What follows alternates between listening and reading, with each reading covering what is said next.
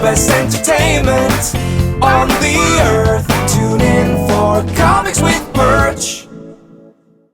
Hey everybody, this is Perch. A little late to the game, but there was an IO9 article. Do people read IO9? Is it a lot of these sites that sprung up kind of around 2008, 2012, kind of the whole Gizmodo, Nerdist, IO9. I mean, they bought a lot of traffic, and it was like kind of nerd sci-fi articles, and then, but it doesn't feel like any of this has really produced much in terms of ongoing traffic and ongoing these. All the stuff just seems increasingly like BuzzFeed light.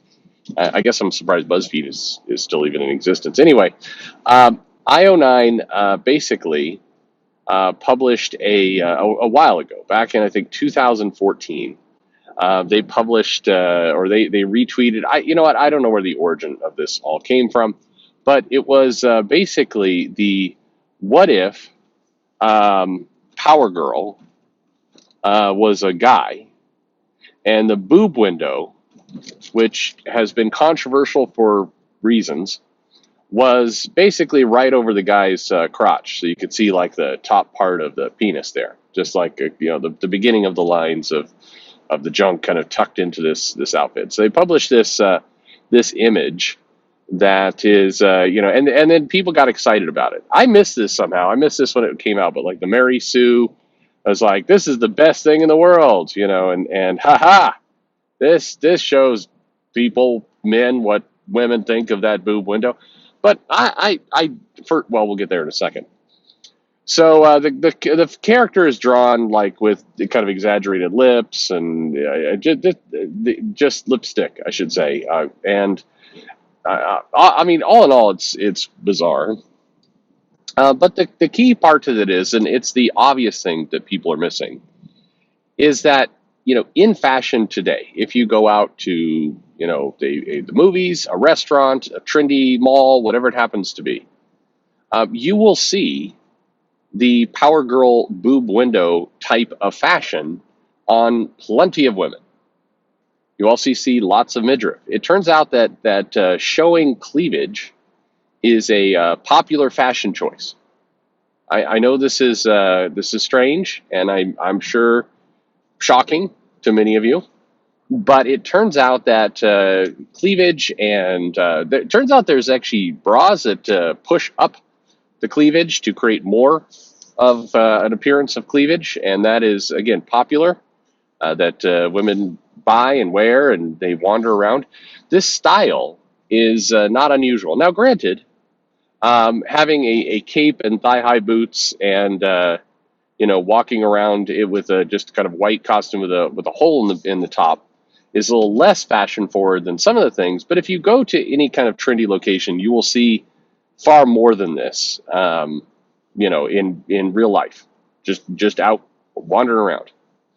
What you will not find is guys walking around with a hole in their pants right above their junk. You will not actually see that bit. That is not common in fashion. And the Power Girl costume and the boob window has been the source of kind of countless articles. And then at one point, as I recall, wasn't there a comic book where they tried to explain the boob window as Power Girl felt like she was not truly Kryptonian, and so the hole is where her symbol would be if she was actually part of the family. There was some goofy explanation, which again was too much explanation for the simple fact of, hey, turns out costumes that promote and show cleavage is something common in real life, and superhero costumes would naturally kind of go along with that. The end. Is it sexist? No. I'm going to go with no. And I go with no because it mirrors outfits that women wear, on their own. Now, if you want to say that the women who are wearing, outfits and things designed to promote cleavage is sexist, and the women are doing it to themselves via some kind of male power fantasy that they bought into, I mean, sure, if you want to go down that route, be my guest. But the comic book is a result of that real life scenario. And having, saying the equivalent would be a dick window is Just, it's being purposely obtuse. I think the people who do this kind of stuff, hopefully, are out for a laugh because it is. I mean, as a joke, it's funny. If it's meant, the problem is you get places like IO9 and Mary Sue and others that dive in here as, this is important social commentary. And again, I'm not in the head of whoever drew this, but I'm guessing the artist viewed it as a joke, not as a, something that had a deeper meaning.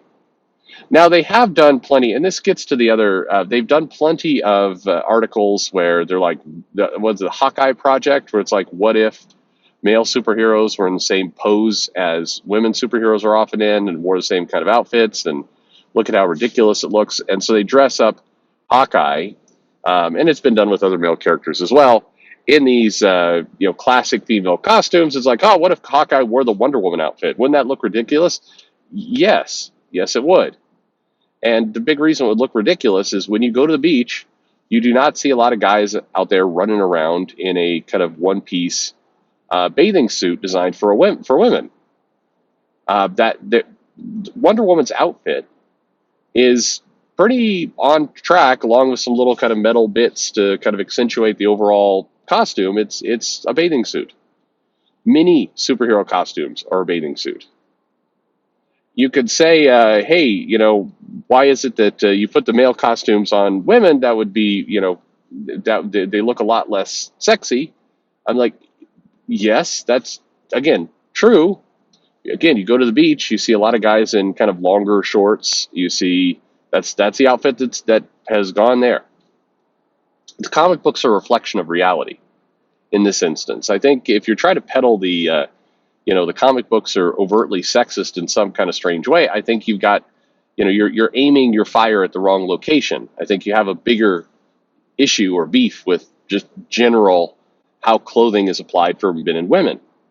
And that's fine if you want to do that. But I think purposefully being like, I don't understand why they dress Wonder Woman in a bathing suit that looks like a female bathing suit, and Superman's in a complete body costume with underwear on the outside. I mean, as revenge for this, I'm gonna be on Nightwing, and I'm gonna purposely draw him with his ass sticking out. Like, okay, that's a very weird result. That came around quite a bit too a few years ago, where they had a lot of images of, there's like intentionally over sexualizing Nightwing.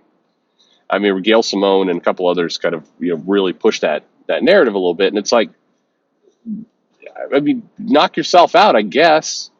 I mean, all these characters, men and women, by and large, they're drawn for all intents and purposes naked, and then they add little lines onto the costume.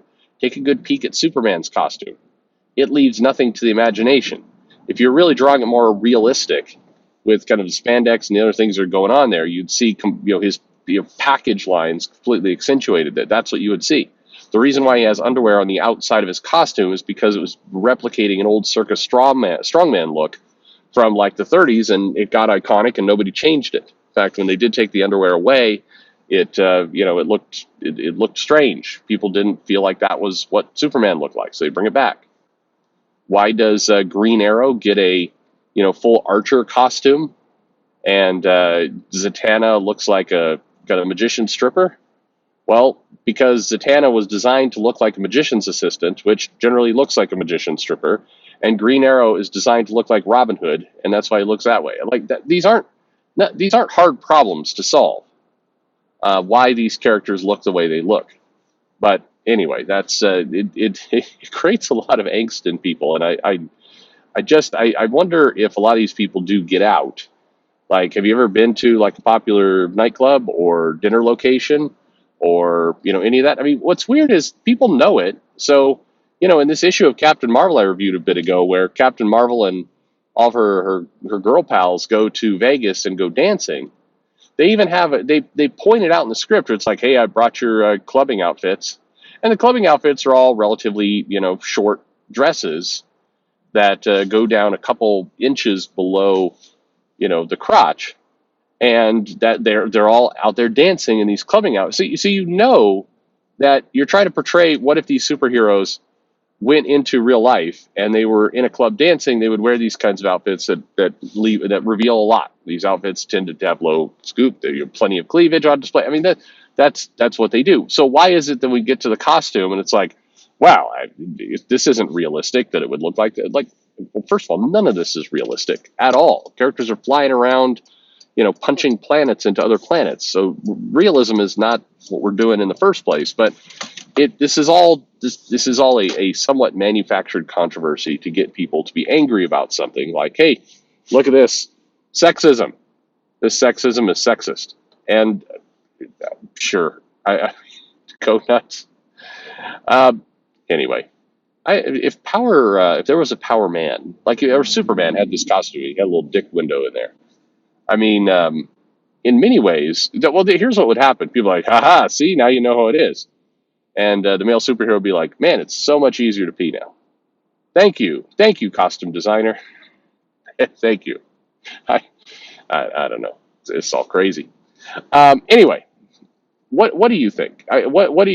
Where do you go with all this? Like, do you look at the costumes and go, oh my God, there's a huge disparity between male and female? Like, this has been a topic that is really been on people's minds for a long time, for years. This is just, it's this constant. It's like, why do the women have sexist costumes? Why do the men have normal costumes? And I think everybody knows the answer to this. So why are we asking the question? It's this is again, these are based off of just what you see out in real life. And as for the poses, like, hey, why do women get into these? What Dobson, that weirdo clown, he was going off about, why do women get into these weird, sexy poses, and men get to stand heroically. It's like, again, um, it definitely, we've seen examples in the '90s where the poses were bizarre and everything else, but this is super idealized pinup type art. That's what it is. You know, you do not see sexualized, female poses in, indie comics like Saga much. I don't know. I'm tired. Anyway, let me know what you think, and thanks for listening.